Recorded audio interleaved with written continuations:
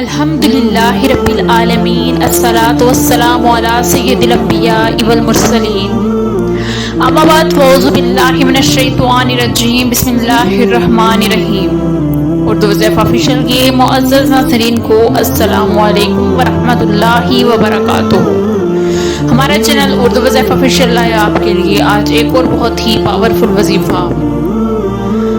آج ہم ایسا عمل لے کے آئے ہیں۔ آج کا جو ہمارا وظیفہ ہے وہ آپ کی جو بھی مشکلات ہیں، جو بھی پریشانیاں ہیں جو کہ ختم نہیں ہو رہی، آپ کی پریشانیاں، آپ بہت زیادہ مشکلات میں گرے ہیں، تو آپ یہ وظیفہ کریں گے انشاءاللہ تعالی آپ کی جو مشکلات ہیں، آپ کی مشکلات ختم ہو جائیں گی، آپ کی پریشانیاں ختم ہو جائیں گی۔ لیکن اس کے لیے شرط یہ ہے کہ آپ نے نماز ادا کرنی ہے، آپ نے 5 ٹائم نماز ادا کرنی ہے۔ جب آپ نماز پڑھیں گے تو انشاءاللہ تعالیٰ آپ کی آدھی پریشانیاں تو ویسے ہی ختم ہو جائیں گی، اور ساتھ میں جب اللہ تعالیٰ کا ذکر کریں گے، آپ جب قرآن پاک کھول کر پڑھیں گے تو آپ کی پریشانیاں سب ختم ہو جائیں گی، اور ساتھ ساتھ جب آپ یہ وظیفہ بھی کریں گے۔ بہت ہی پاورفل وظیفہ ہے یہ، اور یہ بہت زیادہ لوگ کرتے بھی ہیں اس کو۔ بہت آسان سا عمل ہے، بہت مشکل عمل نہیں ہے کوئی، اور بہت سے لوگ اس وظیفے کو کرتے ہیں۔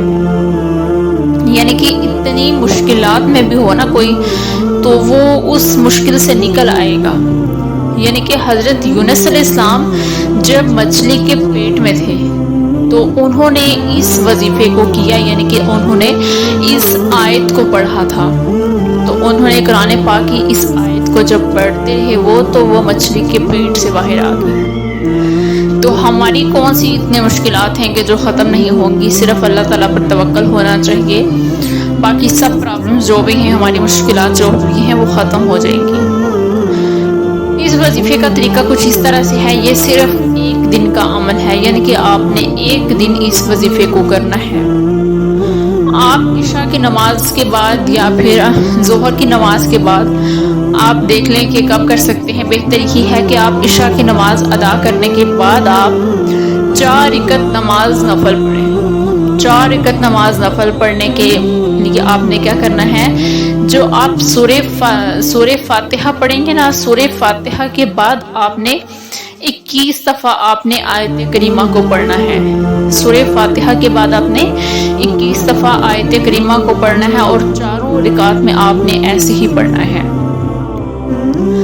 4 رکعات ادا کرنے کے بعد آپ نے 111 دفعہ آپ نے پھر دوبارہ سے آیت کریمہ پڑھنا ہے۔ 111 دفعہ آیت کریمہ پڑھنے کے بعد پھر آپ اللہ تعالیٰ سے گڑ گڑا کر دعا کیجئے۔ آپ کا جو بھی مسئلہ ہے، آپ کی جو بھی پریشانی ہے جو کہ ختم نہیں ہو رہی، تو انشاءاللہ تعالیٰ اللہ تعالیٰ پر توکل رکھیں، آپ کی وہ پریشانی ضرور ختم ہو جائے گی، آپ کی وہ مشکل جو بھی ہے ضرور ختم ہو جائے گی۔ تو امید کرتی ہوں کہ آپ کو آج کی ویڈیو اچھی لگی ہوگی۔ اگر ویڈیو اچھی لگی ہو تو ویڈیو کو لائک ضرور کیجئے گا۔ ملیں گے پھر ایک نئے ویڈیو کے ساتھ، تب تک کے لیے اللہ حافظ۔